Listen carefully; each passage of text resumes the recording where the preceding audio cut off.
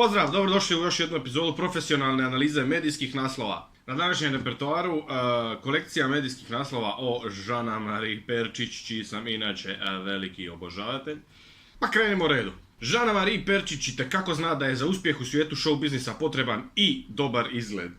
Mislim da se ovdje radi o nekoj vrsti tiskarske greške, neki tipfeler, budući da ovaj mi se ovdje ne uklapa kao da je išta drugo osim dobrog izgleda potrebno za uspjeh u svijetu show biznisa, a to najbolje zna Jean-Marie. Jean-Marie pozira čak i kada odmara, čak i kada ništa ne radi, vrijedno uveseljava svoje obožavatelje. I uistinu, evo slika Jean-Marie kako uistinu ništa ne radi, djeluje kao da čita, međutim mi svi znamo da ona naravno ne čita, budući da nije neka obožavateljica književnosti, a bome ni stručne ni znanstvene literature. Njezinu najnoviju pozu možete pogledati ovdje, evo priložena slika, evo tu je Jean-Marina poza. To je naime zakonom zaštićena poza, pazite da se slučajno ne nađete u ovoj pozi dok čitate, zato što bi vam na vrata mogli pokucati i doći vam kazna od društva za zaštitu autorskih prava položaja tijela.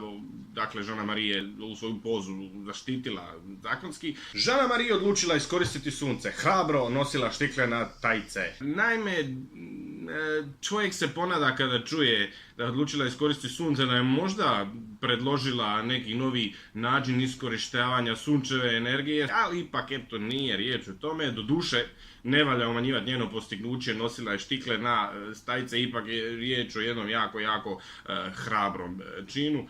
I za kraj Jean-Marie kaže: napokon odmor. Nakon ludog tjedna pečenja kolača ostajem još jedan tjedan u Zagrebu ne raditi ništa. Budući da ostatak svog vremena Jean-Marie stvarno naporno radi, napokon je dobila malo odmora, te će ga iskoristiti da ne radi ništa. Ako iko zaslužio ne raditi ništa, to je onda naša Jean-Marie Perčić. Eto, toliko u ovoj epizodi profesionalne analize medijskih naslova. To je bilo sve, pogledajte iduću epizodu kad dođe.